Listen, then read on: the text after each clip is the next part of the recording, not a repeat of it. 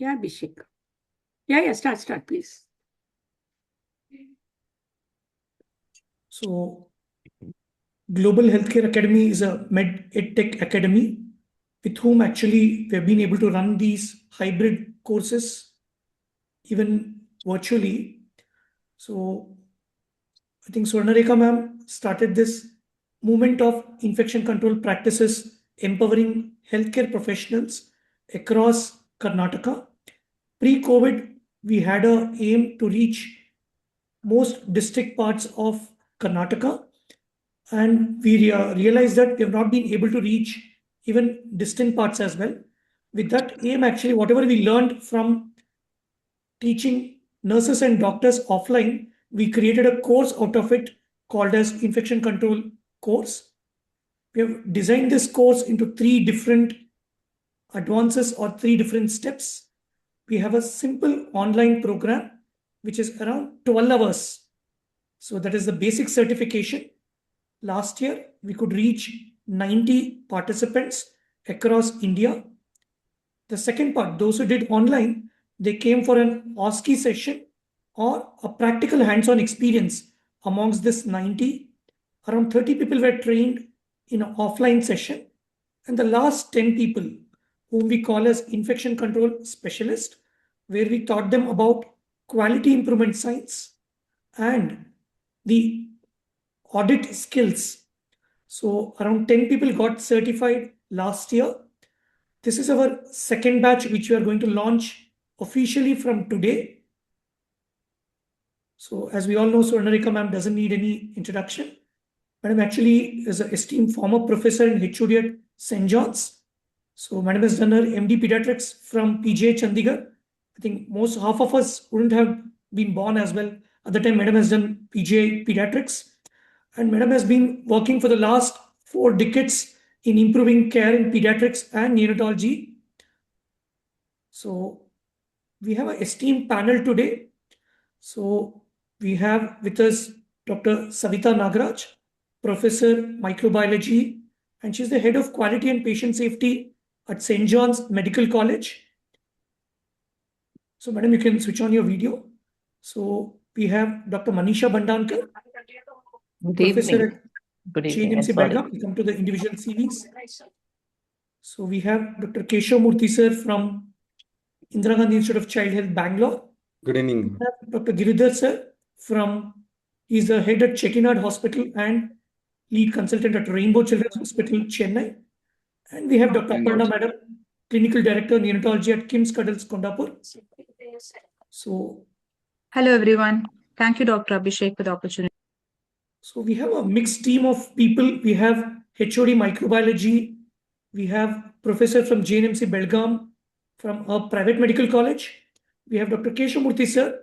He's a pediatric intensivist working again in public sector hospital. And we have Giridhar sir, a mix of both a medical college and a corporate hospital. And Aparna madam, who is part of a corporate hospital and who runs a DRNB program for neonatologists. We have a mix of people who will bring in their experience from their postgraduate and super specialty days, as well as their current working trends. We are going to discuss the common challenges and solutions for today. I think, as I said, Dr. Savita madam leads the quality program at St. John's. Manisha madam actually has established a high-risk follow-up at JNMC Belgaum. So we remember Manisha ma'am because in 2019, when we did a infection control program at Belgaum, actually madam could implement it very well than any other districts in Karnataka. We learn from her the challenges and solutions for implementation in a private medical college. And Keshav Murthy sir works in one of the busiest PICUs of Bangalore, that is Indira Gandhi Institute of Child Health. Aparna madam has an experience from MD from PGI, DM from AIMS, and she has worked in leading institutes in Chennai and Hyderabad. Currently, she is the clinical director at KIMS Hyderabad. So we'll learn from her. And last but not the least, we have Giridhar sir, who will bring in mix of experiences from both a medical college and a corporate sector. So over to you, Swarnareka ma'am. can start sharing. Thank you, Abhishek. If I have a problem sharing the slides, I will ask you to do it, okay? Sure, madam. I'll take over. I have to just open it on the desktop and... Start share, madam. That's all. Okay, then where do I start share now? Sorry. One sec.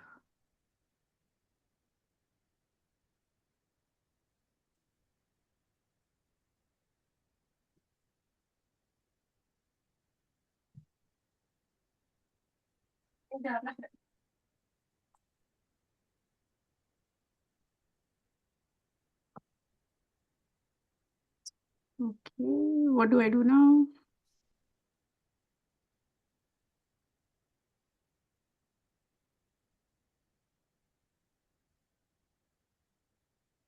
Abhishek, I think you will have to share it. Abhishek? Okay, fine, got it. Yes. Mm.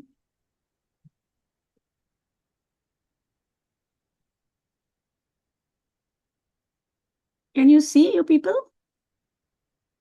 Yes, ma'am. You're Hello? Yes, ma'am. Yes, ma'am. We can see. You We can see can the see the slides? Yes, we can see and hear. Yes. Okay, and you can hear me also? Yes. All right, fine. Abhishek, thank you. And Abhishek and Bharati, thank you not just for this program, but for all that you have been doing as far as infection control is concerned. And welcome to my friends who are all panelists, colleagues and kids both. Okay. Abhishek came out with this topic, beyond protocols, real world challenges in infection control. And I think that's the way to go to introduce this topic and motivate Big hand ourselves to... first. Sorry? Sorry? Can There you is hear me? some people who are talking on the. Ma'am, you can go ahead, man, please. Yeah, go ahead. Okay, fine. No. Okay, fine. So this is just to sort of wake all of us up. I'm just putting a few slides. All of us know that healthcare associated infections are a big problem, much bigger in our countries. MIC, LMIC is 15% as compared to 7%. But what is worrying is that whatever criteria that WHO has set for infection prevention and control, only 6% of countries meet 100% criteria, 14% meet 90% criteria, and 50% criteria is met by this lot. And obviously, that's not enough. And again, we all know that healthcare-associated infection increases mortality, morbidity, cost to patients and to the hospitals. But what is possibly worrying us more is that soon healthcare-associated infections they are increasing, but will possibly start having medico-legal complications, and that's something we need to start worrying about. The fact is that we may not be able to prevent all healthcare-associated infections, but we can definitely ensure that the infection prevention and control program is effective. The thing is that over the years, we know what to do. But unfortunately, we have not been successful in implementing infection prevention control practices in all our hospitals, as I have shown the data from WHO. What's worrying me and what's going to worry all of us is this 2019-2021 data from newborn care units in district hospitals. 6,000 odd babies, culture positive sepsis, 3.2%, very low. But case fatality rate, 36%, a lot of gram-negative organisms. And what is most worrying is a very high, the blue bars are the multi-drug resistant organisms, and that's something really worrisome for us. Again, if you look at MDR data from hospitals, NICUs in India, a very high incidence of multi-drug resistance. 26, 66 to 78, 40, 67, pretty high. So MDR is a reality and we can't escape from it. And again, unfortunately, antimicrobial resistance is escalating, but the pipeline of new treatments and diagnostics is insufficient. In fact, for almost a decade, there were no new antibiotics, but for the last 1 decade, maybe about 25 antibiotics, 8 antivirals and fungals are there, and many of them are still in clinical trials. So this is a worrisome situation. And just to summarize, we have these two major problems: healthcare-associated infections and antimicrobial resistance. How can we combat this? Judicious use of antibiotics, developing newer antibiotics, newer modalities of therapy, and this comes under a antimicrobial stewardship program. The prevent HAIs, we have to prevent organisms from reaching our patients. We have to prevent transmission in between patients and in between staff. And we have to have a clean environment. Sounds very simple. And all these come under Hospital Infection Prevention Control Program. And this is what we're going to talk about. So with that little introduction, Abhishek has introduced our panelists, and I'm very happy to meet all of you. So we'll have 2 rounds of questions. And I'm very happy that all of them unanimously said they're not going to use slides because they're not going to talk about data. They're going to talk about their experience and how they have overcome the challenges which we all face as far as infection control programs concerned. So Savita, the first question to you is, what are the challenges in convincing physicians and other healthcare personnel to follow the principles of antimicrobial therapy? So can you give us the challenges and the solutions, please? Okay, ma'am. Thank you and good evening, all of you. And you put us all on the hot spot or the hot seat, ma'am. Ma'am has been my mentor, both in, especially in infection prevention, and the importance of combining education, training, as well as the implementation of infection prevention. So I started off as a microbiologist, then got interested in infection prevention, and I've been working in infection prevention for the past 23 years now. So whatever I'm talking about is based on, and this is my disclaimer, for 23 years, focusing on infection prevention, moving on to antibiotic stewardship, making an integrated antibiotic stewardship. So we call it the Integrated Antibiotic Stewardship Committee and work at St. John's. And also when I took over the quality and patient safety, I realized that there is nothing that is separate. Everything is all integrated together. So this is my experience on what I'm talking. The other disclaimer is that I'm focused on a medical college where there is resources and it's a teaching institution. So we have our own limitations. So also what I have understood over the years is that, as Madam said, we know the protocols. It's all there on paper. There is a checklist. If you take a checklist for India, you will find there is a national action program. There is a National Institute of Communicable Diseases. All this national action program has objectives. It's come down to the institutions. We have our committees. We have accreditation. We have to show metrics. We have to show compliance. We have to show work. But then again, these questions would not be asked if we were to do these things, or whatever we have done has been implemented diligently. So what I've seen is that there is no one size that fits all. I can take guidelines from WHO, I can take guidelines from NHS, but it's only guidelines. Unless you start implementing, and then you'll realize there are so many problems for that particular situation in your own environment.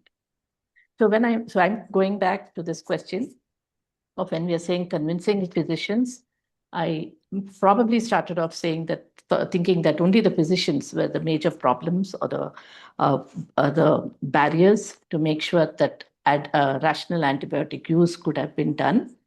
But over the years, I've understood that it's not only the physicians, it's all of us in the team who do different roles, different responsibilities, and we have some way or the other in which we are contributing to this menace.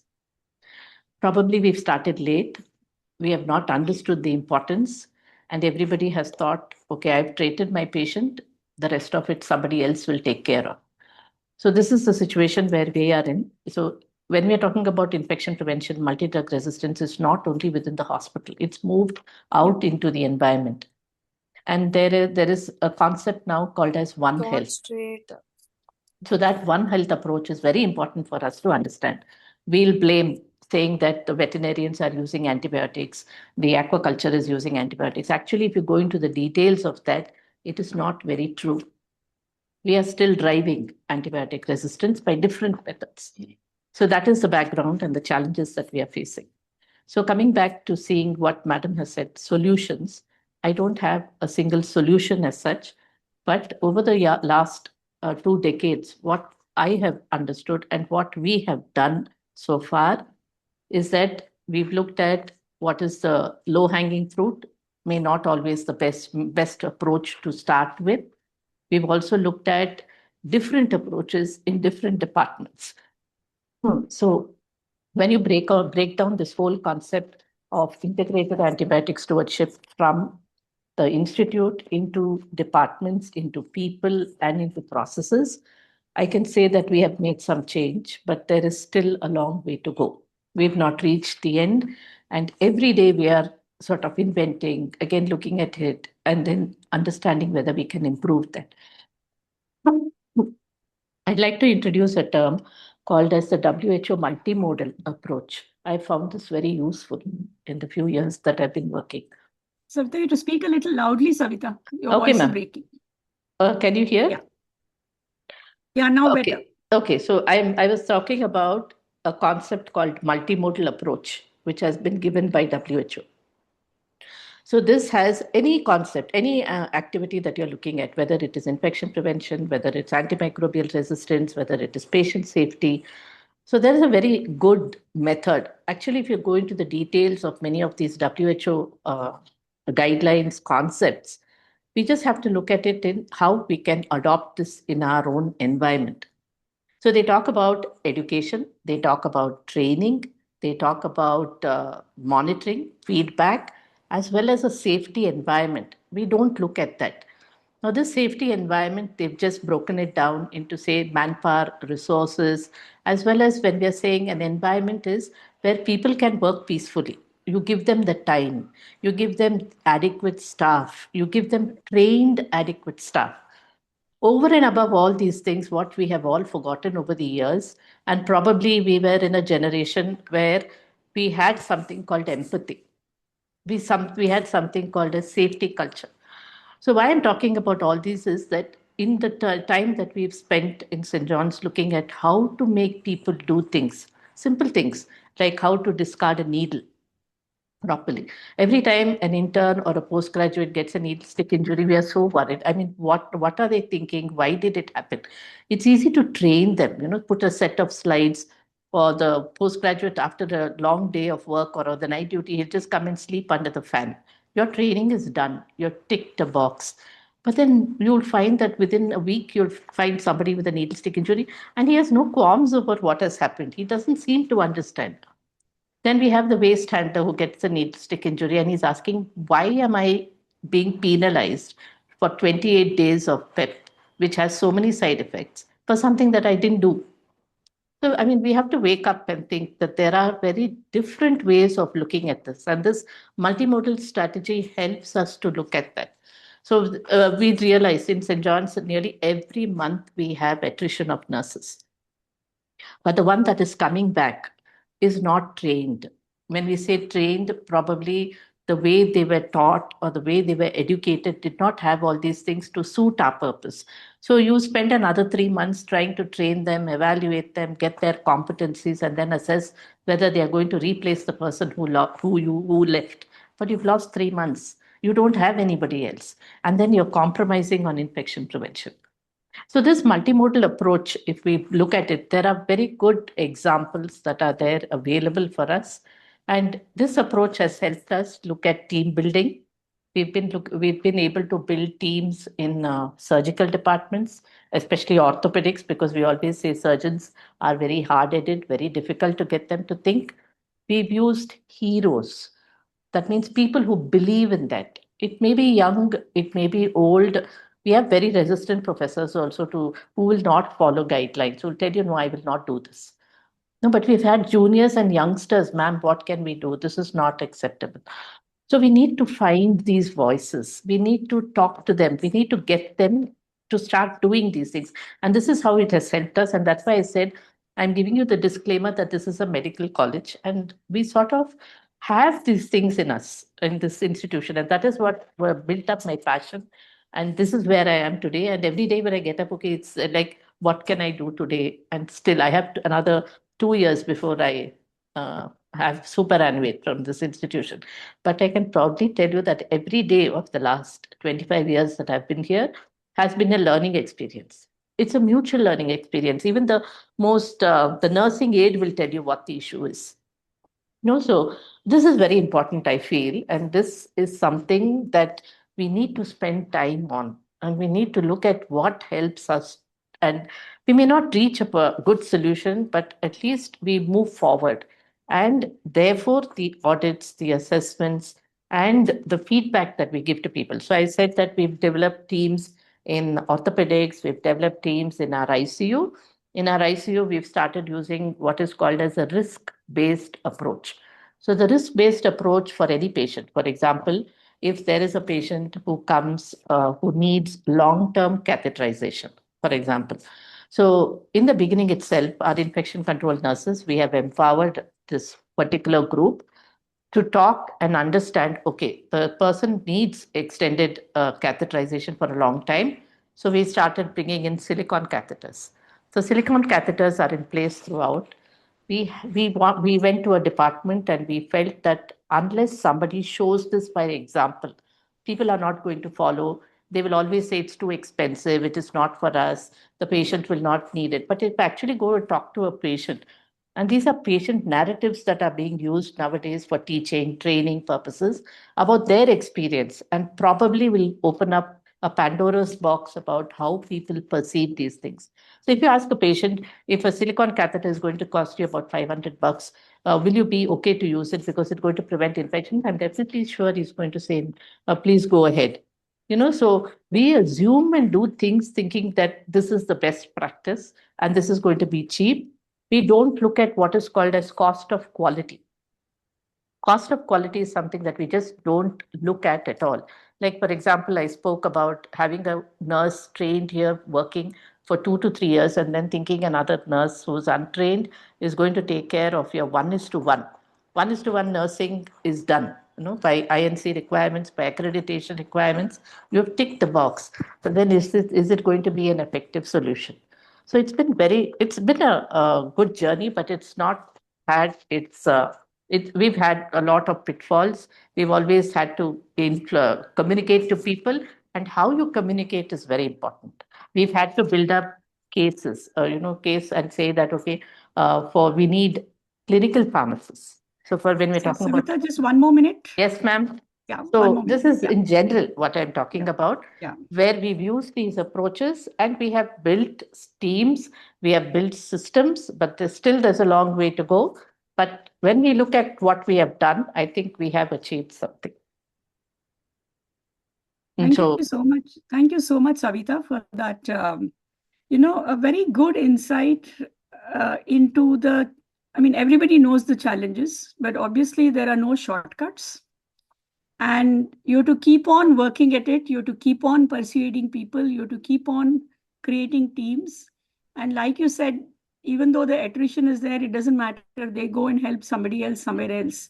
So I think we should continue to do what you're doing. And thanks a lot for that. And I'm sure many of us may want to come and see what's happening in St. John's with the work that you're doing. Thanks, Savita. We'll just go on to Manisha next. I know a little bit Savita has covered about the training, but Manisha, this is to you. A lot is being done on training.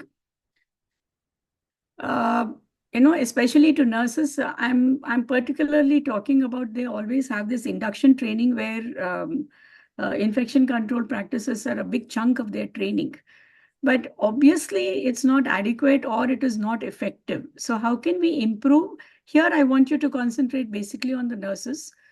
Because I don't think physicians get trained, induction training doesn't happen for physicians. So let's see how we can build up on what is already being done for nurses. Manisha? Yes, ma'am. Good evening, everyone, and thank you for giving me Manisha? this opportunity. Yeah, can you hear me? Can you all Hello? hear Yes, me? ma'am. Yes, madam. Yeah, Yes, Yeah. ma'am. Madam. Ma'am, yeah. sir. Okay, right. So, yeah, good evening, and thank you for giving me this opportunity for being on this panel. So, talking about training of the nurses, probably I would start what Dr. Abhishek had mentioned, our journey since 2019 when we conducted the infection control program for our nurses. And if I look back at it and what changed after that, there were certain practices which we really picked up from that program. For example, scrub the hub. That was one Manisha, practice. voice is breaking. Can you speak a little loudly? Can others hear me? Voice is breaking. It's fine, madam. It's fine. Voice is That's fine. fine, man. Voice is fine, madam. Yeah. Okay, go Okay. ahead. Go ahead. Go ahead. Yeah. Okay.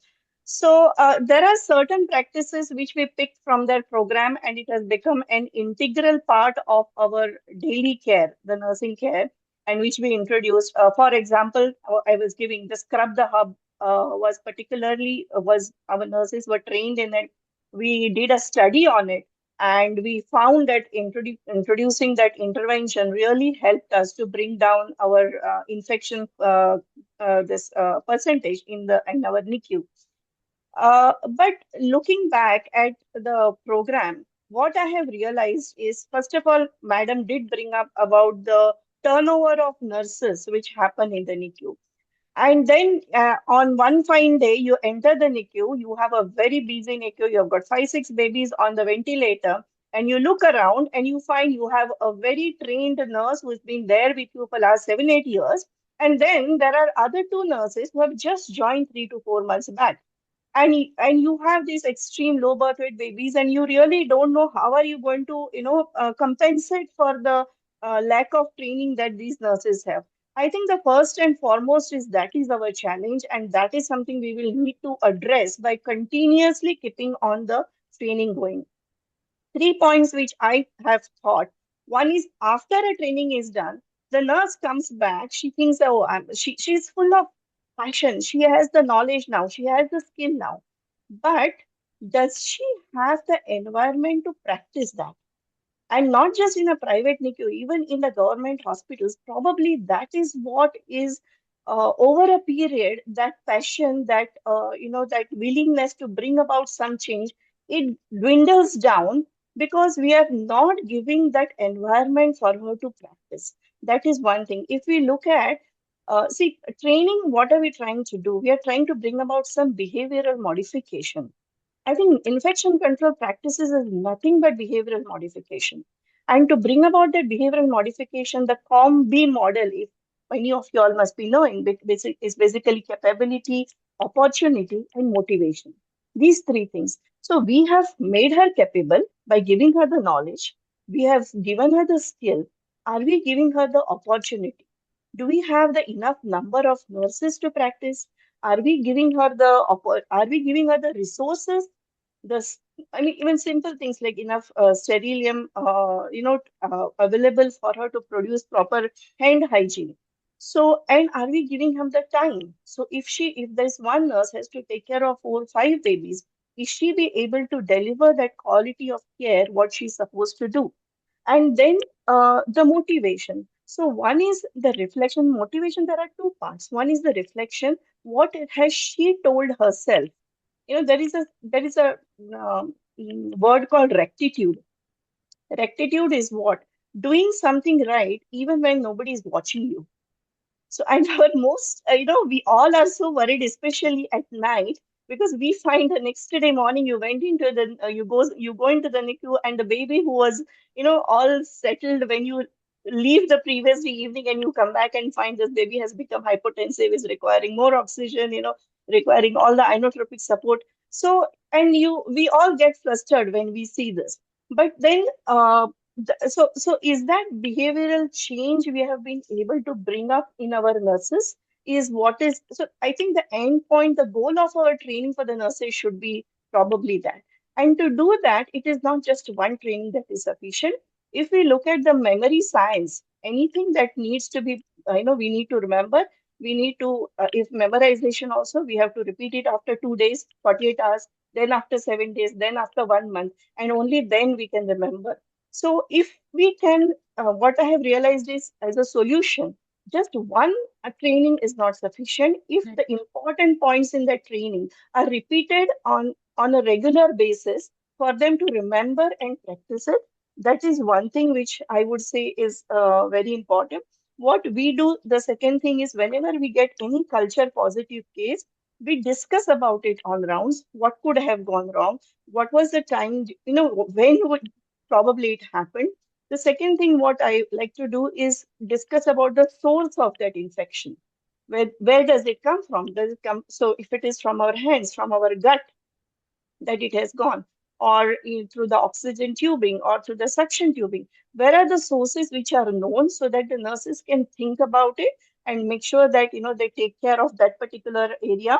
So this got to be repetition at regular intervals, discussing about source of infection so that improvises on the knowledge of the nurses, regular discussion after each culture positive case instead of blaming from where it could have come and how we can prevent it, helping them in the behavioral modification using the combi model, basically. So this is what I would suggest, that if we can bring in this in our training of nurses, we may be able to improvise it.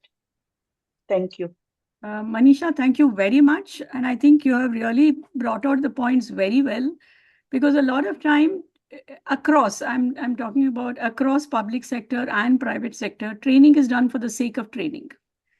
Yes. And I think you have very rightly said that training should be done in such a way and frequently so that there is a behavior change, and it's important to motivate them. And you brought out that very important thing that you need to create that environment so that they can practice.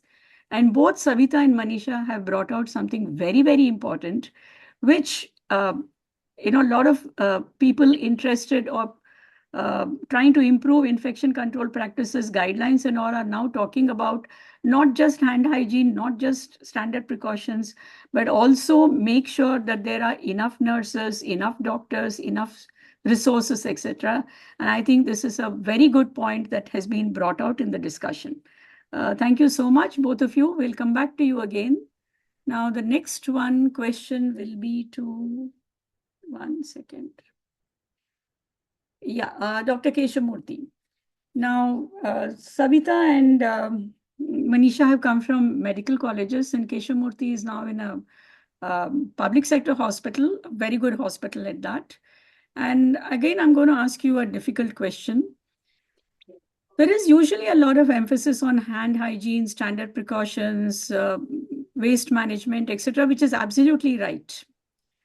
But somehow environment takes a back seat. Generally, even if you look at sessions, though there is a session on that, it is basically being done by the housekeeping.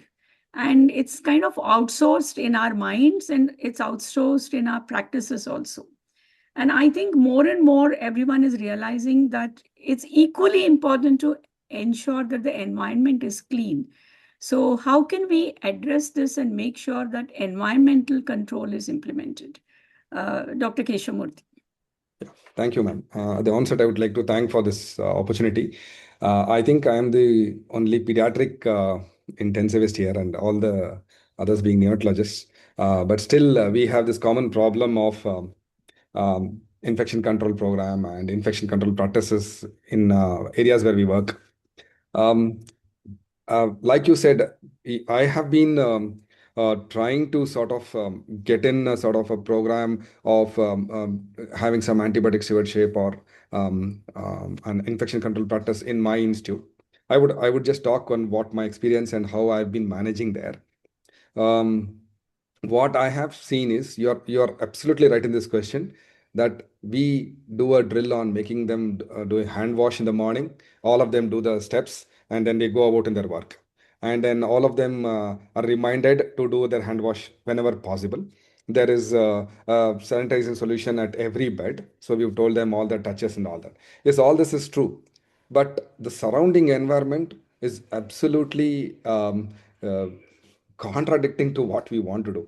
If you take any government hospital or any hospital in our state or anywhere, the planning itself is wrong. Most of the hospital ICUs do not even have their hand wash solutions inside the ICUs. And in between also, there is no place for hand wash solution. I'm going to just tell what are the challenges which we face. The floors which are done by a civil engineer who has no idea of what he's doing. There will be so many cracks. Whenever you keep cleaning, every crack is filled with dust, dirt, everything.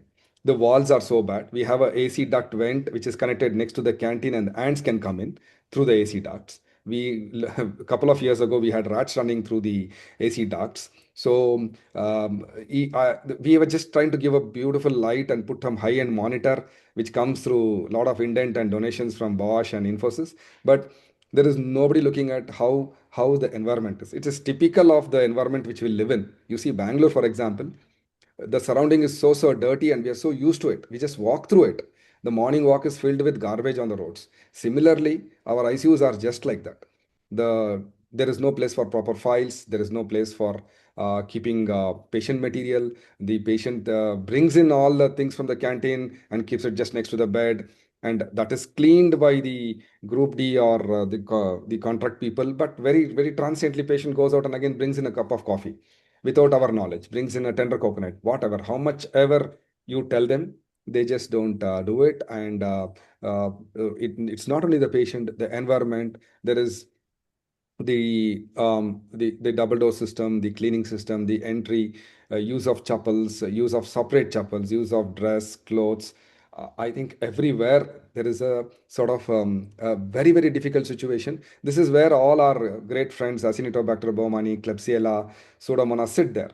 They are happily enjoying, and they're laughing at us that we are cleaning everywhere, washing hands, and these guys are just watching. What are these guys doing? The wash basin is still wet. It's always wet all around. Nobody uses a separate hand control thing to not to touch after washing. We still touch. I don't know. I can go on telling for so many things, and we try to change this to the greatest we can, at least by making the surrounding area of the baby as less invisible as possible. This is what we have tried. And the challenges are innumerable. It is because everybody thinks washing hands and not using an antibiotic is sufficient. I don't think so. We got to live in an environment which is separate, ICU separate. Like how night duties ICU people can't sleep because we are not supposed to sleep. But then night duty people will sleep. So ICU doesn't mean only 9 to 4 it should be clean, and the evening it is okay. Anybody can walk in. I have my postgraduates who are so sincere in the morning, wearing gowns and this thing. But in the evening, those same person is not even wearing a gown, walking in with his file, with his phone and chatting. And my sisters have sent videos of me, of those PGs doing that. So these are the environmental things which really hit back our program whenever we try training them. And overcrowding, though, is a norm in my institute. I think from where we did my DM also, PGI, all of you know that our overcrowding is something which we are not able to do anything about it. And the weekends, which are fearful, the pharmacy, the main store, the sub store, always don't supply the hand sanitizer. Suddenly there's an absence of hand sanitizer for a whole week or a full 2 days. Second Saturday, Sunday, it's only intended on next day, Monday. Cleaning solutions are not there. So these are all so many challenges that which we come. How do we address? Probably a little more planning. We got to do a little environmental auditing. We could probably be involved with the civil constructions at the beginning itself. Like, how do I want my ventilation? How do I want my floor? How do I want my patient waiting area? How I'm going to place my cots? This should be involved by a person who's an intensivist or a person who's working there, probably even the sister there. And there is a lot of indifference between the doctors and sisters. They think this cleaning stuff is by the sisters. We need not bother. We supposed to look at patient care. But it makes a big role that we do a procedure, we don't throw a glove. We do proper point of care cleaning. That is not done by the postgraduates. How much ever you tell them, it's not going to happen. Which they are like children, and children do the same continuously in spite of telling them repeatedly. And so we've tried minimizing so many things. We've tried probably making each shift sister to be involved and more active. We have tried involving the group Ds to understand what work they are doing. We've gotten the standard things like 3 bucket system, that so 2 times 3 times washing, no mopping, no more mopping, and no sort of sweeping, and the dust cleaning. We've done all that, but I don't know. Still, there's a long way to go. Environmental is one thing which still give us a lot of setback in spite of our great hand washing. We would wash hands and become an OCD, but environment will not change.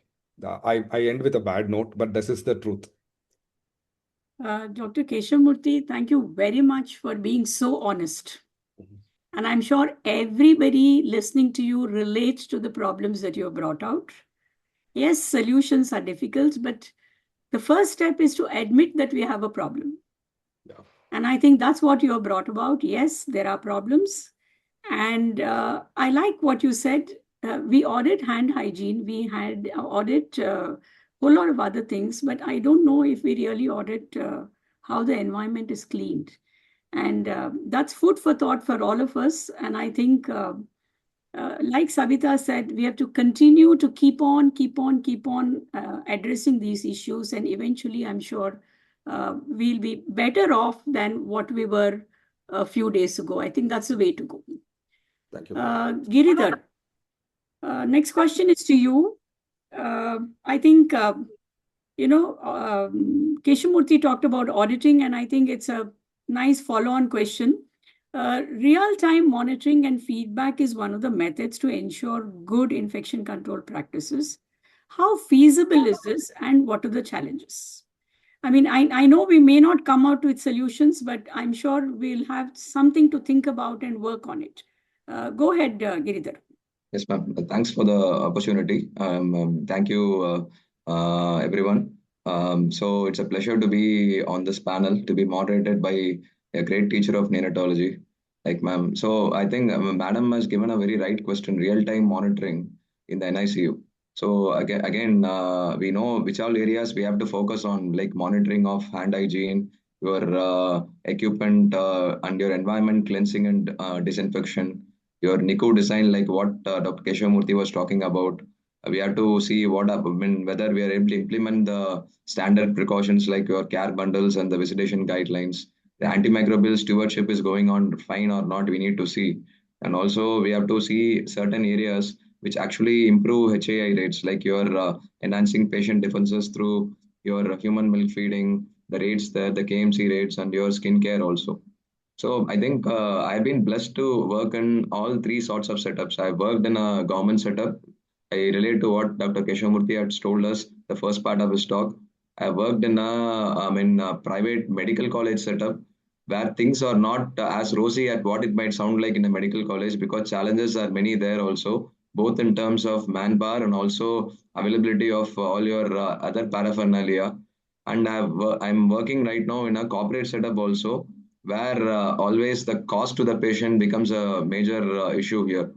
So I think when you want to implement this real-time monitoring in different setups, I think the general thing which we do and what I have done also is, one thing, I've had some empowered nurses or empowered team leaders as part of the NICU staff to actually have a direct observation about what is happening.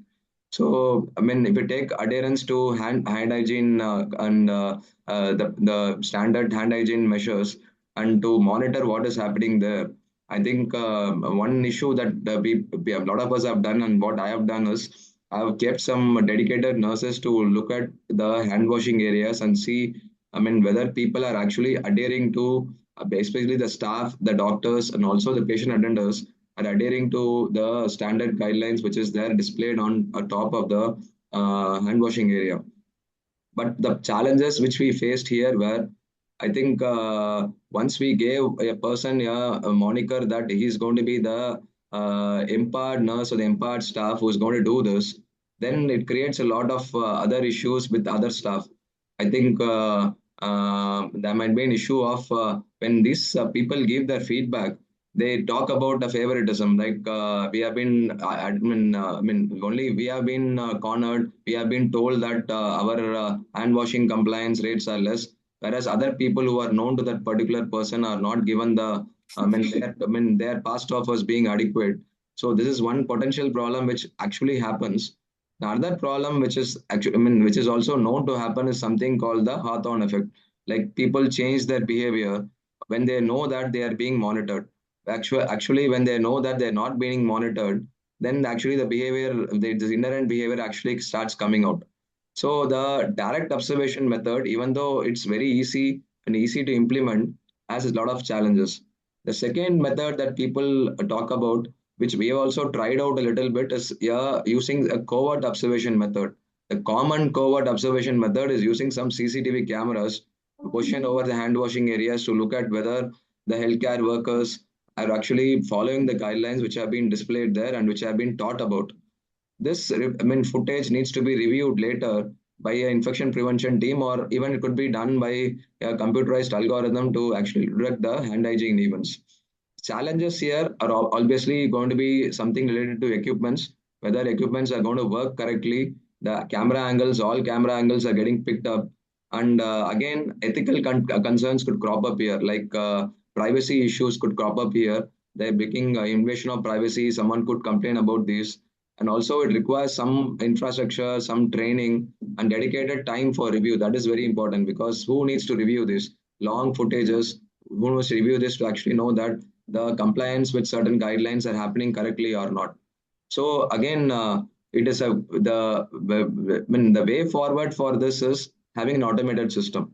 And I think it is not, the units which I have worked in, they are not available, at least in the NICU areas.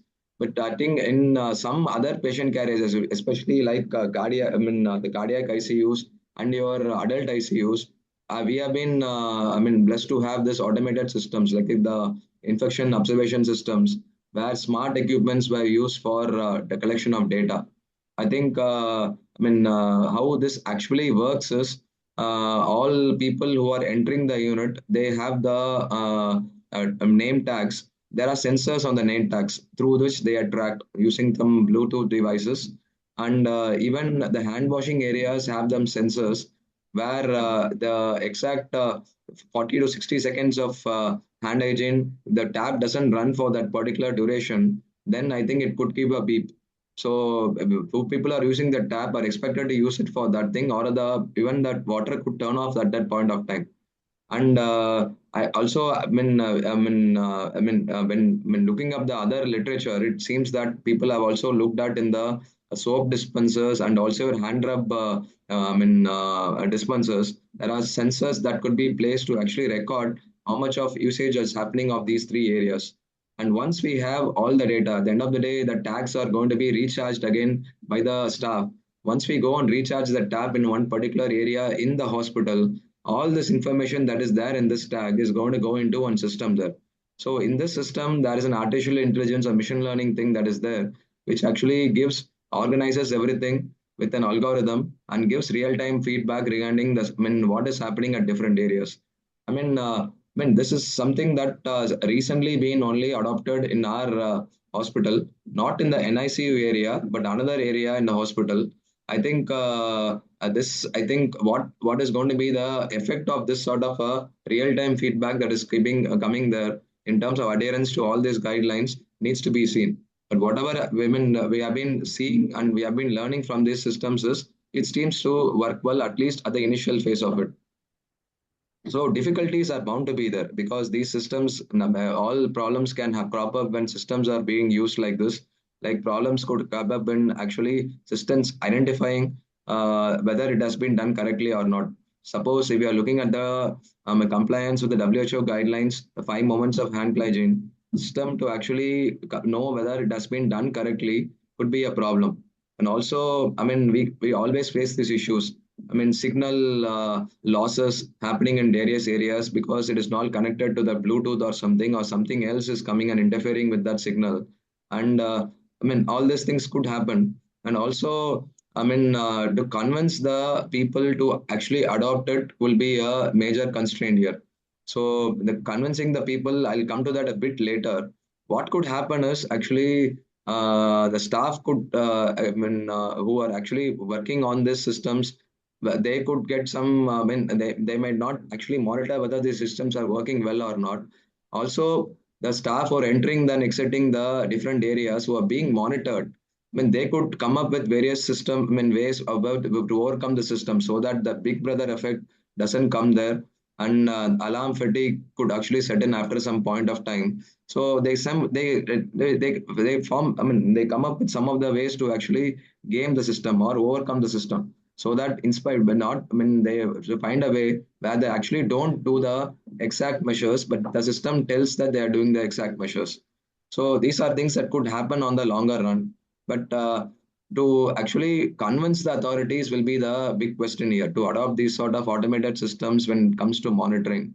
So I think in our hospital, what they did is they done a small pilot area in a small critical care department. So we see that whether it can be done correctly, whether benefits are actually coming there. And of course, any hospital will require returns of investment. What as clinicians we have to let the administrators know is their short-term pain might result in long-term gains because the long-term costs of could come down. The nursing efficiency could actually go up, and all your paperwork could come down. We could actually have then artificial intelligence then there in place, which could do what we are doing and in a better way. And this could actually result in long-term sustainable models which improve patient outcomes. So I think these are some things that have got implemented in the hospital for real-time monitoring. There are a lot of other things being happening in other hospitals, both in resource limited settings and resource rich settings.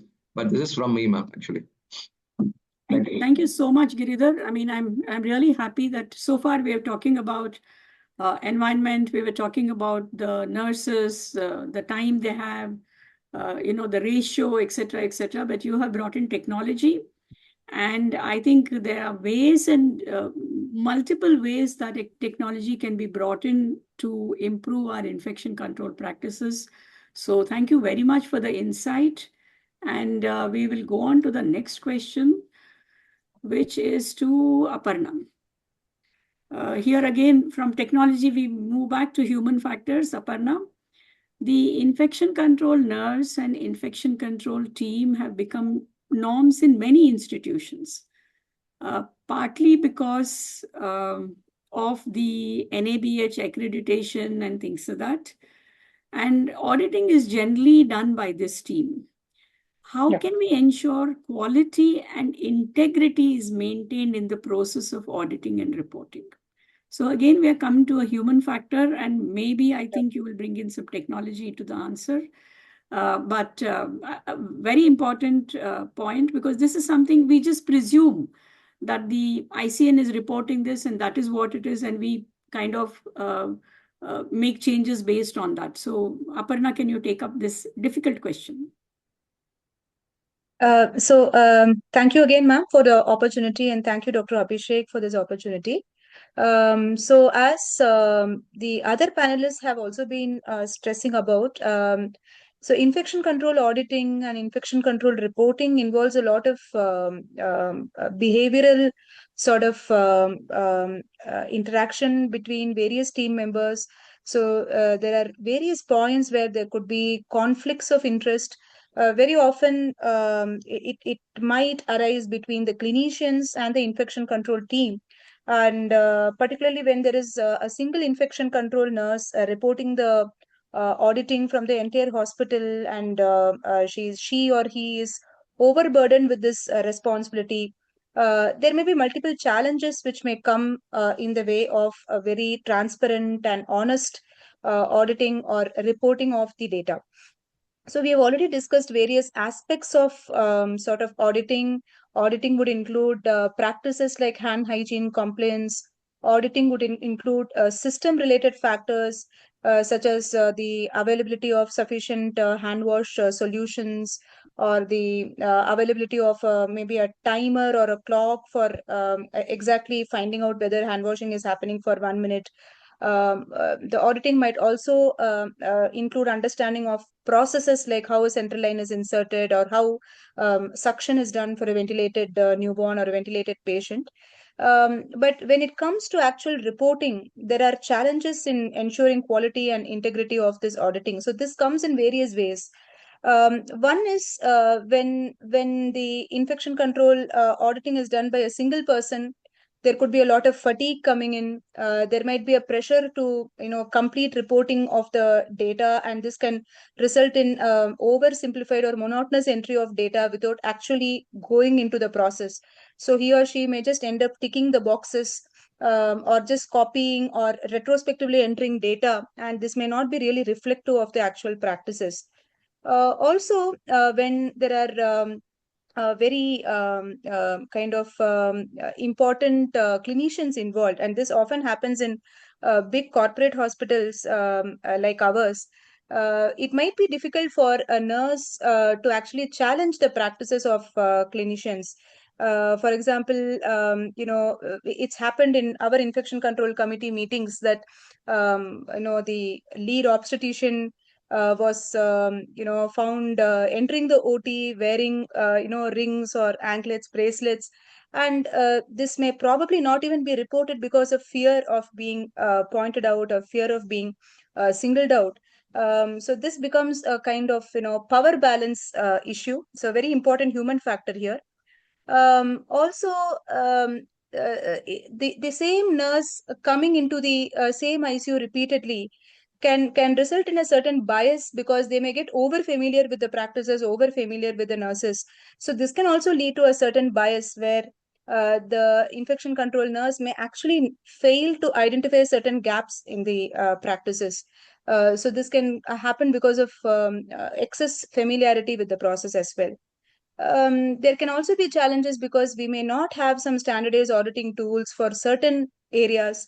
Like when we started off with the neonatal ICU in our hospital, which was predominantly an adult hospital, there was a lack of standardization for auditing certain practices within the NICU, which were relatively unique to the NICU. So we had to actually help in putting up those audit formats into the system. But the good thing is, there are solutions for most of these gaps. So some of the solutions would include putting certain practices or checklists where we can eliminate the human element by kind of making sure that there would be no penalization for reporting gaps in the practices. For example, the medical director of the hospital can make it clear that as a policy, the ICN or the infection control, the medical officer responsible for the infection control committee would not be penalized for honestly reporting certain gaps in practices, however important the clinicians might be, or how much of a resistance might come from the clinical teams. But at the same time, it should not become like a tug of war situation between the infection control team and the clinical teams. It might also help if there can be rotation of the ICN between various ICUs. So instead of the same person doing the audits in a certain ICU, for example, one identifies that the same ICN comes for hand hygiene audits, and as the other panelists were telling, there could be a Hawthorne bias that he or she is the person who is coming for regularly auditing the hand washing practices, and while the person is observing alone, there can be a overtly increased complaints to hand hygiene. So this can be eliminated by rotating the ICN nurses periodically. Or there can be whistleblowers within the system who can actually kind of identify these gaps and bring it to the attention of the ICN committee. There can also be multiple independent audits. So we can have a 3 monthly or quarterly sort of external audits over and above the internal audits performed by the ICN system. And we can have some standard guidelines laid down as to what should be the minimal agreement between the two teams' reports. It may also help to have certain objective evidence based reporting that can be kept in place. For example, there can be systems where we can have photo evidence wherever appropriate. So where there are gaps, in the disposal of sharps, or in the biomedical waste disposal practices, or if there were serious lapses in some procedures related to infection control, such as CLAPSI or VAP bundle. So wherever photographic evidence is required, this can actually increase the validity of auditing practices.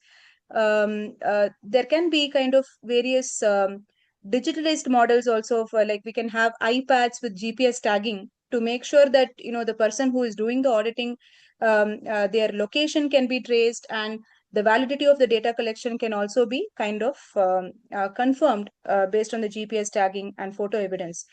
So reducing inter-observer variation, having an internal and external auditing, trying to provide assurance that the person reporting lapses would not be penalized, having whistleblowers within the system, and having very clear definitions on what counts as appropriate hand hygiene opportunity, or having valid definitions for VAP, valid definitions for CLAPSI. All these can reduce the subjectivity and increase the objectivity.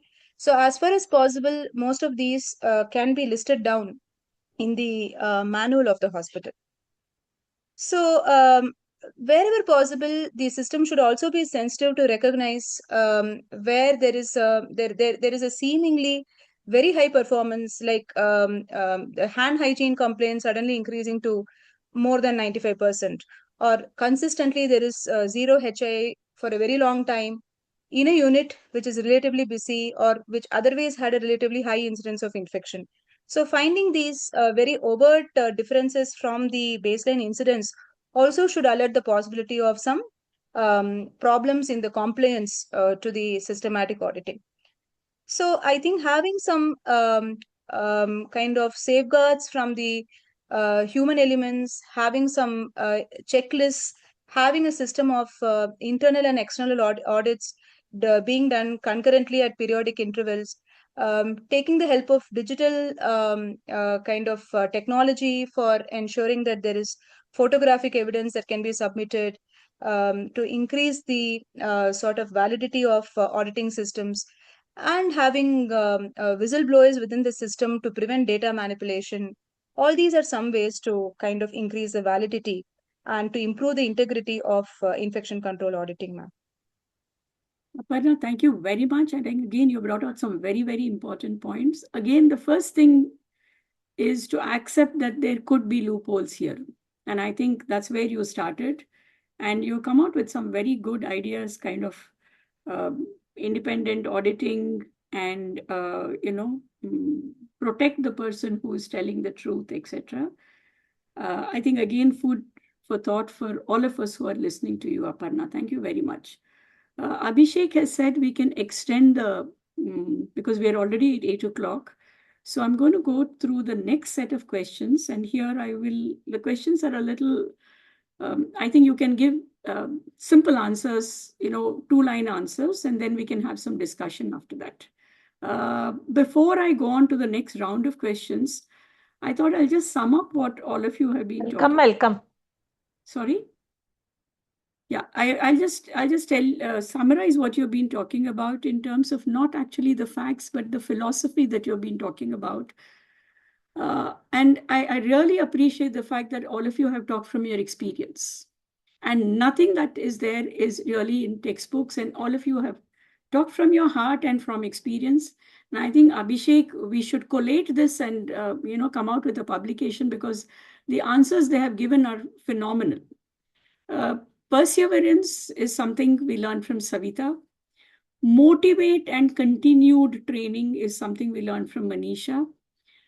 And provide opportunities so that they can practice. And both of them talked about that we need to make sure that there are enough nurses. It's not just enough to provide the infrastructure, but we need to have enough nurses who are not overworked and overtired. And Keshamurthy brought out the importance of environment, and Giridhar and Aparna have brought in technology into this whole practice of infection control and prevention. I really appreciate your answers. We'll go on to the next round. And I think the first question here will be Savita. A quick answer. Is having infection control nurse and infection control team sufficient to ensure that practices are followed? I mean, Aparna came out with very good points regarding the ICN and the IC team. But do you think just this is sufficient? Just because a hospital has these two, do you think everything will be perfect? Savita. When you're talking about minimum requirements, it is this to start No, out. I'm not talking about minimum requirements. I'm talking about actually what happens in a hospital. Is it just enough to have this? Or do you think there is more to it? There's definitely more to this, ma'am. Yeah. There's definitely more to this.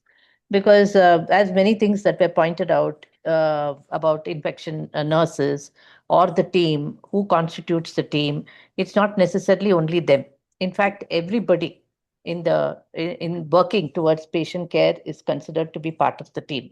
Even the patient himself is considered to be part of the team because care is being provided to him, and the concept of patient-centric care we are talking about and customization of care. The patient is a very important person. He can actually drive hand hygiene. He can actually drive good practices. He can also talk, communicate, be part of what is required for him. So, depending upon the situation, like in an ICU, there are different groups of people there. We talk about the nursing, we have nursing aides who clean the surfaces. So, they are also part of this because environmental cleaning, we have engineers who maintain these OT requirements or the air handling. So, not these two are just not the requirements. I think everyone are there who are part of this team. Roles and responsibilities we need to assign. They have to work towards that, and only then we get to see something that is we call as we can talk about as improvement, ma'am. Thank you, Savita, because the reason why I asked this question is there is a tendency that, okay, it's the infection control nurse's problem. So True. that's the reason why I thought I should address this problem that, and you rightly pointed out, as a minimum requirement on paper, this is sufficient. Having an HIC team and having an infection control nurse and infection control team, HIC committee.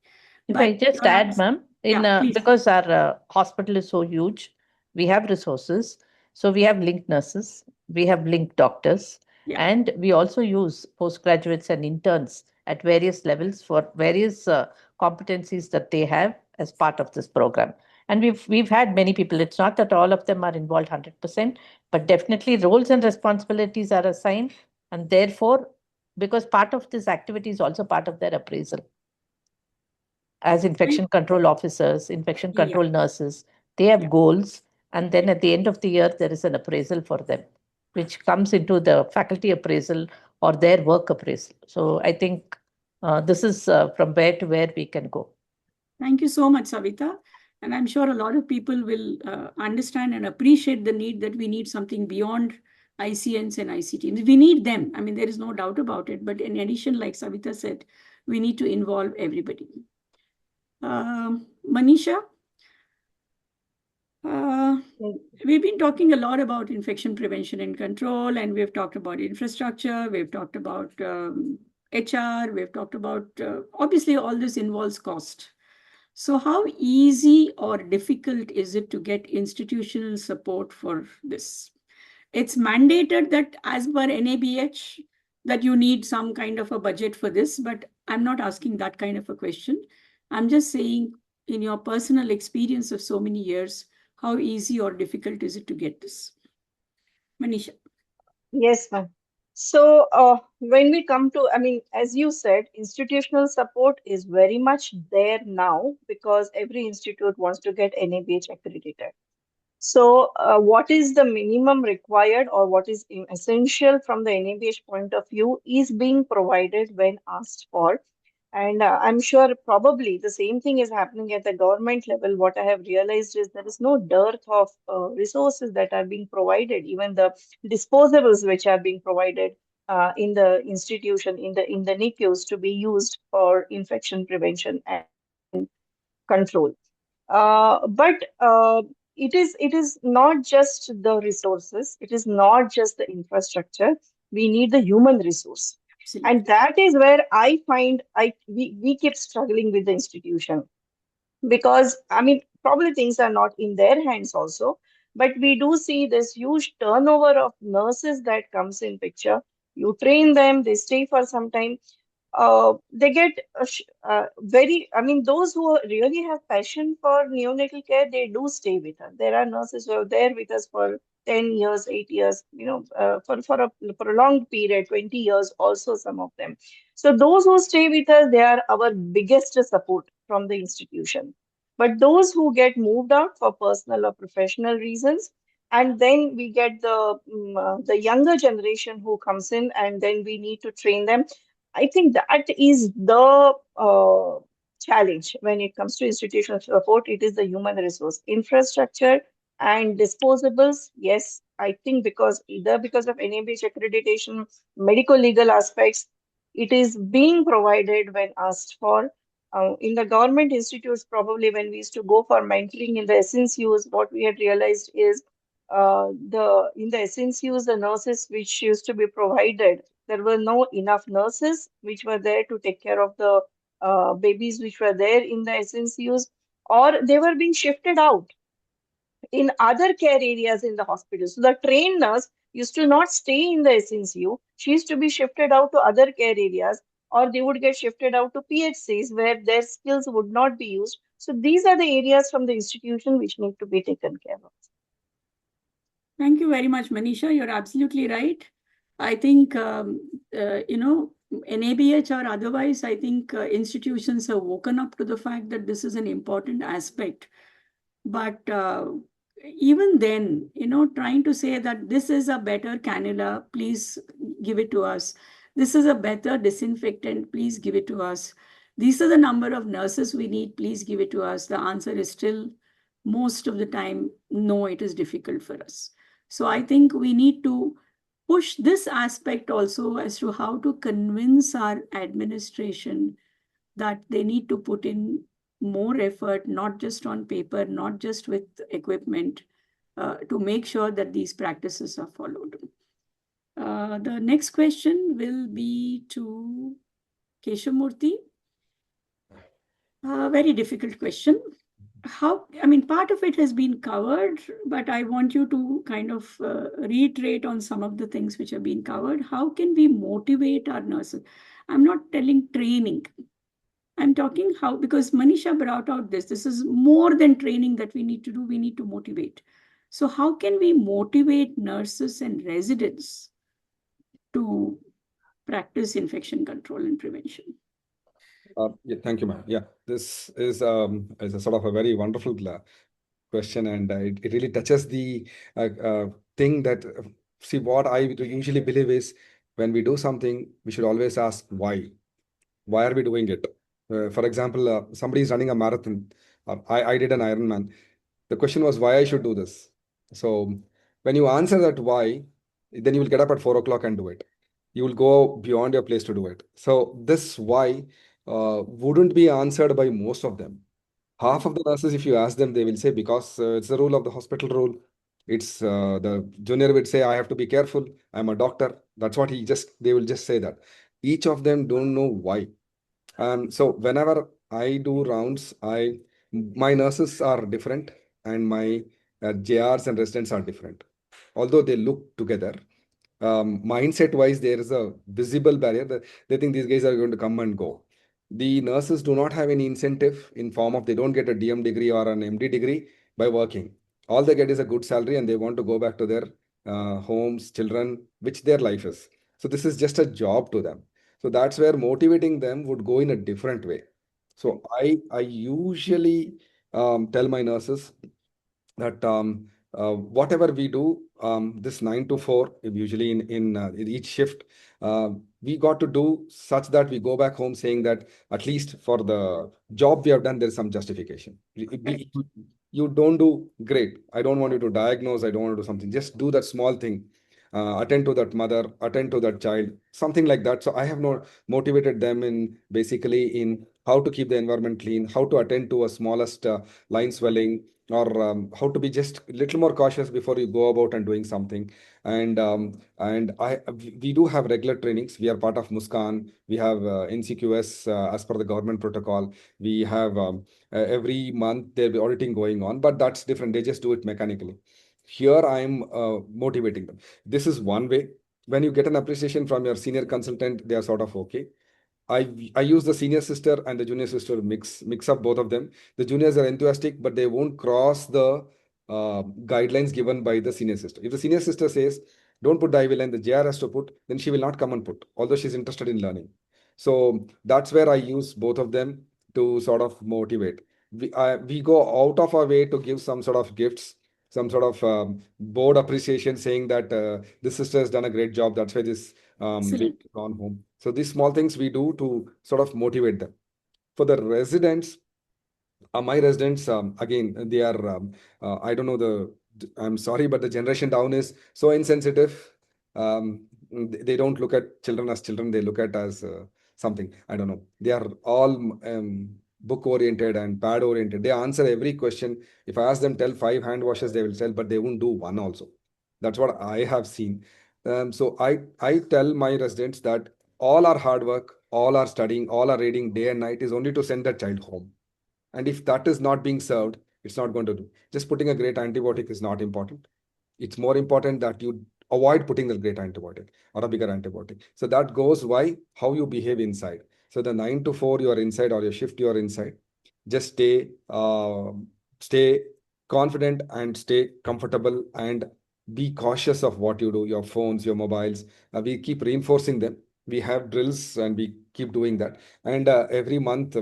I treat them. I treat the like we allot primaries, and then whose case doesn't have a single web for 10 days or doesn't have a single bed sore, we sort of appreciate them. These are small things which we have put into the human factor of motivation, which is very, very essential, and it goes a long way. We do have a lot of small nudges, posters here and there, reminders, and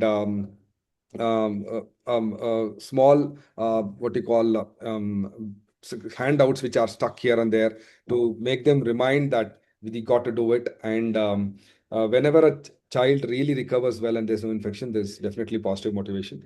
And this is the aspect where the residents take it in a different sense. And so we try to get the residents and the sisters motivated each other, but that's a difficult part. But overall, we are able to do something. Thank you very much, Keshamurthy. I mean, I really, really liked your answer. And you're absolutely right that you need to appreciate when they have done something good. And whatever you said, I call it as emotional blackmail. So you need to say, if you do this, this is what's going to happen to the baby. And that's the most important thing. Thank you very much. And I hope all the people who have listened have taken this lesson and will try and incorporate it into their practice. And the other thing that I really liked is you talked about drills. And I think, we do drills for CPR, we do drills for a whole lot of other things, for shock and for whatever it is. But I think we need to start doing drills for infection control practices. And I think that will go a long way in improving. Thanks a lot, Keshamurthy. I really, really appreciate your answer. Thank you. Giridhar, again, a difficult one. I actually, believe me, I had not thought about it till I read an article about this. So, do you think in the current scenario of a lot of medical legal issues coming into medical practice, do you think it's already become a problem that if a patient gets healthcare associated infection and he or she comes to know that this is what it is, do you think that could be a problem as far as doctors or hospitals being sued for this? Giridhar. Yes, ma'am. So, in the Indian legal system, for it to constitute a medical negligence, it generally requires three things. There should be a doctor-patient relationship, which of course happens when the patient is admitted under us. There should be an act of omission or commission, here we are talking about acts of omission, like we have not adhered to the standard operating protocols which need to be there in place in prevention of hospital acquired infections. And the third issue is there should be a damage that has happened related to the act. So the damage that has happened is if we could end up losing the baby or so many morbidities which could talk of. So there is a clear case for a medical negligence if there is going to be a hospital acquired infection. But earlier, I think the thought was a lot of things were inevitable when it comes to handling small babies.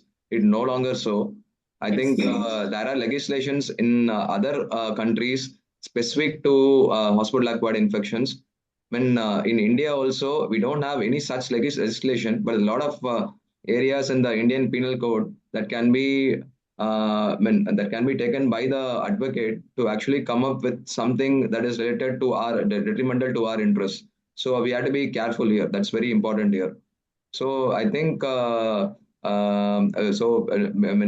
medical with what the recent cases which I had read about also, there has been talk about hospital acquired infections in very small babies. We're talking about 25 weekers, incredibly low birth weight children who actually had the parents have sued the hospital for a hospital acquired infection in babies who are apparently doing well till that point of time.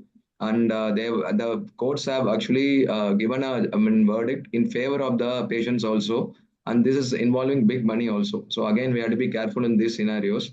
So what is a way? What can we do about it? Is I think the most important thing we have already talked about it in the last 1 hour or so. Like we should have a system in place where the standard protocols are being followed in terms of operationality, and also some auditing which is happening to actually ensure that everything is in falling in place. Like that's what we've been talking about in the last one. That's very important.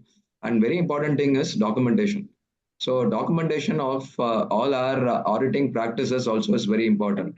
So we have to be ensuring that all these things which you have talked about so far in terms of adherence to hand hygiene, your infection control measures, the checklist which is there, which is constantly being monitored by the infection control nurse every day when it comes to cleaning the NICU. All this is there in place, and time, dates, everything should be there. It has been checked by the team and countersigned. All these things has to be shown in the court of law to say that actually our practices have been in place. Another big thing that we need to do as hospitals is a NICU should have some accreditation. I think a hospital already has NA-based accreditation. JCI, some hospitals do have it, a very important accreditation. At least ensure that there is enough accreditation, because enough, I don't think we can tell that we are an enough accredited unit to actually let them know that our processes and policies are foolproof, nothing could happen. And at least there is something that we could show them that we are doing things in the right way. And in spite of what we have done, the patient has had an hospital acquired infection. So important thing is accreditations, documentations of what you have done, and adherence to protocols and guidelines that could actually save you in the court of law. So be aware here. Thank you. Thank you so much, Giridhar, for putting it very concisely. And the reason I brought this about is, we are talking about carrot and stick to try and get things done.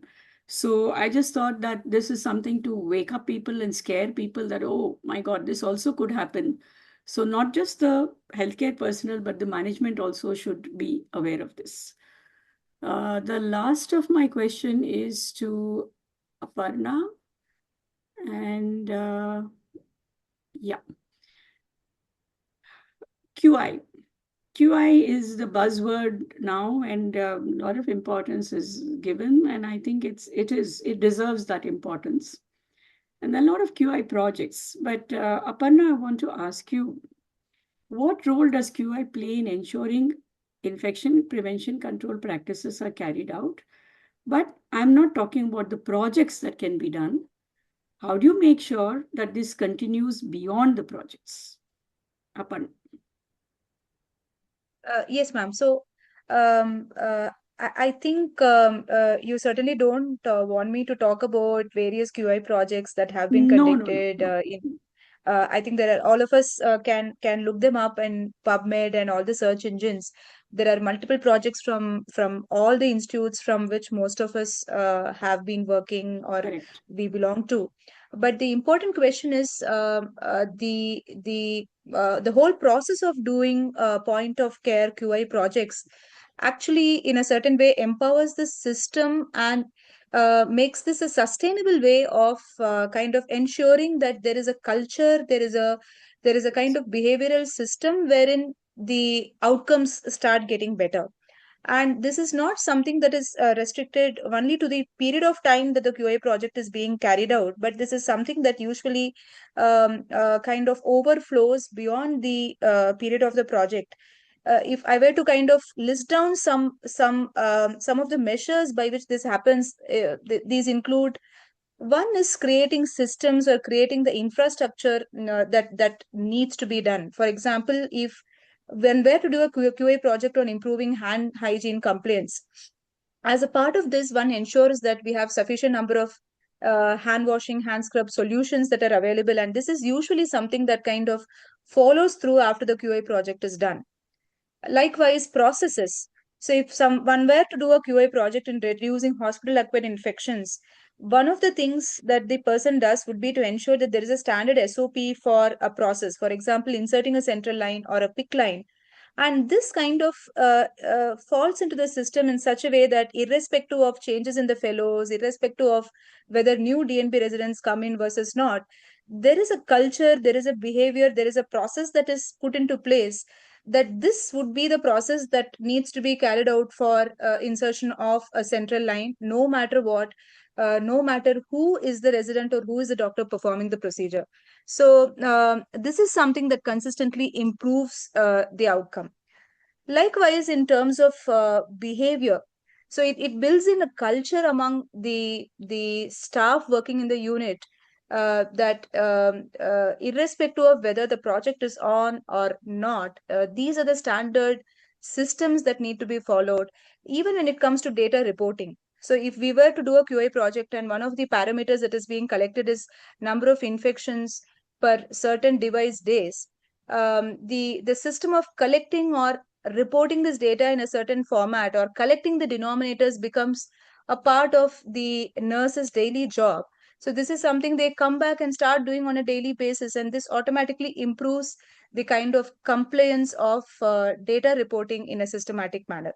So I think QA projects have a beneficial effect that percolates beyond the project, beyond the publication, beyond the persons involved in the core QA team. And the benefits include improvement in systems, improvement in the infrastructure, improvement in the processes, reducing variations in processes and keeping it more uniform, more standardized, and creating a behavioral system where these improvements are sustainable and they kind of percolate in the system even if nobody is watching. Thank you so much, Aparna. And I think you have convinced by what you have said. The general impression is that, okay, there is a project done and afterwards nothing happens. But I think you have brought out some very valid points that there is a system which is being built and that will continue. Of course, you need to kind of, somebody needs to continue to motivate. But I like the points that you have brought out, that a lot of things remain beyond the project. And I think that's something we need to nurture. Again, excellent answers to the second round of questions. I'm just going to sum up by saying, I'm sure all of you can see this, but our goal basically is to ensure that all healthcare personnel practice evidence-based infection prevention and control practices all the time. And from the 1.5 hour discussion, all of us have seen that a lot of effort goes into it. Yes, it is everybody's responsibility, but you require a team who is motivated to make sure that everybody practices this. With that, I will close this session. I don't know if there are any questions from the audience. Abhishek, or Bharati, can you take over, please? Bharti, can you take over? Yes. Thank you, ma'am. And I thank all the panelists for enlightening us on this infection control journey. And I have learned a lot of new things today. So we will go to this Q&A. There are actually 2 comments and 2 questions. Can we take the questions first and then the comments? Dr. Swati asks, can you throw some light on newer training techniques since IPC protocols have to be reiterated many times to the healthcare workers, more than just lectures and workshops? Bharati, you can answer. Okay. So, yeah, newer training techniques, I think, have already been, integrated into each of the panelists' answers. That is not just lectures and workshop, but day to day, ensuring that motivation is given to all the healthcare workers. Also, there should be an environment where the healthcare workers have the thing to practice what they have preached. And there can be small group sessions every day, either during the nurses when they are gathering for a meeting or something like that in the first shift or something, where you can have one line a day or a one technique a day, which can be talked about during the for the week or something like that. So we have to live infection control, and we'll have to do it again and again and again, and that's what strengthens the training. Ma'am, if it is to be added, the panelists could add, or ma'am, you can add. Anybody else wants to say something? Manisha? Yes, ma'am. Just one thing what we do is we have kept some videos for the nurses to watch over and over again. What we do is I keep reminding them those videos are there. So whenever they are free, they can go and watch all the videos which include hand hygiene or Clepsy bundle, web bundle, so that they just keep reminding themselves of what is to be done and what is not to be done. So that is one sort of practice which we have introduced, because as it is rightly said, we just can't keep doing lectures or workshops all the time. It is all that reminding them over and over again, and reminding ourselves, not just them, all of us who are involved in it, to watch what is ideal when it comes to Clepsy bundle or WAP, so that if we have deviated from that, we just get back to the correct practice. Yeah, that's it. Thank you, ma'am. Sorry, Bharati, go to the next question. Yes. Do we have clear ownership for infection control lapses? Who is accountable? Dr. Jagdish has asked this question. And the second question is the infection control committee empowered to stop unsafe practices even if it disrupts services? Sorry, Bharati, can you repeat the question, please? Do we have clear ownership for infection control lapses? So suppose there is a CLAPSI or a WAP, if there's a lapse, who is accountable? And is the infection control committee empowered to stop unsafe practices even if it disrupts services? These are 2 questions. Who is going to bell the cat? Who is going to answer this question? I'll take the first Yeah. part of the question. Giridhar. Yes, ma'am. So, I mean, if you talk about clear ownership, I think when it comes to the court of law, they talk about something called vicarious liability. So, I think who's under us, even the person who's under us, under our team, they have the lapse has happened from that side. We are responsible for what they have done. So I think it has caused harm to the patient. So we are responsible, and when we become responsible as clinicians for what has happened to a patient, our administrators, like the hospital administrators, are also responsible.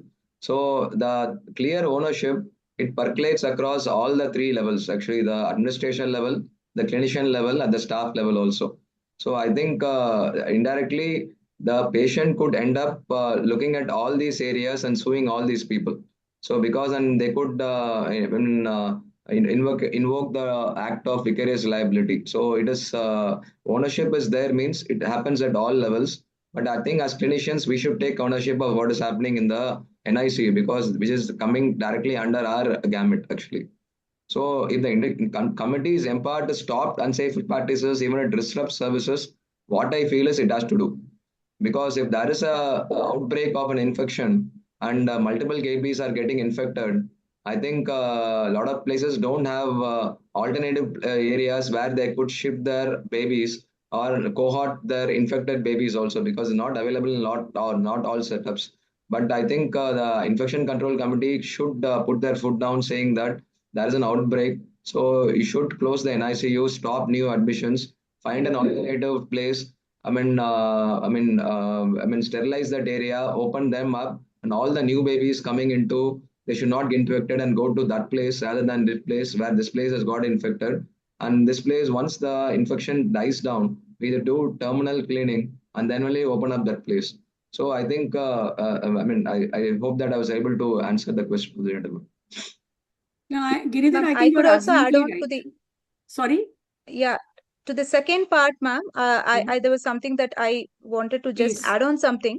A practical example, in our hospital, there was an outbreak. I mean, there was outbreak of MRSA infection, and multiple surgeons and healthcare providers were swabbed for surveillance purpose, and few surgeons were found to be positive. Were found to be nasal carriers of MRSA, and in fact, they were stopped from operating for a week on their patients until they were treated with Good. nasal mupirocin, etc., and found to be free of this infection. So yes, this was a very kind of drastic step taken by the infection control committee in order to ensure certain safety. But yes, in terms of disruption of practices, because this was a bigger team and there were other surgeons that were available, the patients were operated by the other surgeons who tested negative for the cultures came negative, so that the patient care was fairly continued without major disruption of practices. But when it comes to that, I think safety takes the first step. And I completely agree with Dr. Giridhar's points that if there were an outbreak and one area of the hospital, we found that there was an outbreak of a certain infection, it would be better that in the interest of patient care and safety, we stop operating the services until the point that we are completely sure that there is no further risk of transmission of infection to the patients. Thank you, both of you. I think both of you are absolutely right. The point is that is the reason why there is a hierarchy as far as infection control practices are concerned, that you have an HICC committee or HIPC committee, and they are empowered and they have the backing, they should have the backing of management. And in case some serious decisions have to be taken like this, the management should support them. And like you said, safety is more important than disruption of services. Like you have to stop admitting, you have to stop admitting. You have to create another place, that's okay. But I think safety is absolutely important. I think that should answer the question. Bharati, anything else? Yes, there's one more question, ma'am. Please address various real hazards of infection control practices and countermeasures needed. For example, the smell of a hand sanitizer may be a bad stimulus to a newborn and contribute to developmental delay. Ma'am, this is by Dr. Mahendra. Yeah, I'll take up that question. Yes, ma'am. Okay, thank you. So no, you're right in terms of asking that question. But to give a very simple answer, we need to use safe infection control practices. I'll give you a little more serious example. Like, for example, people say that should you be using very strong microbicidal disinfectants? That could be doing harm, because you may be actually bringing out more and more resistant organisms into the picture. The example that you are talking about, floor mopping and smell, I think that is a problem which can be sorted out easily because there are disinfectants which do not smell so much. But another question would be that your hand hygiene practices cause problems to the healthcare personnel. So what do you do there? So then for those, somebody is sensitive to iodine, maybe you need to create a situation where they don't use that. Maybe you need to shift that nurse from this place to another place. So we need to make sure that whatever practices are being followed are safe for the personnel and are safe for the patient. There is no doubt about it. Again, the message here is no shortcuts. I think that should answer the question. Bharati, anything else? Unless the panelists, anybody wants to add something to what I've said.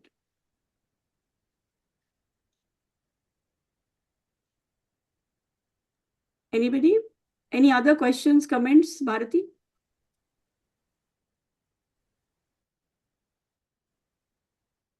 Bharati? No, ma'am. Okay. Okay. I think all the questions are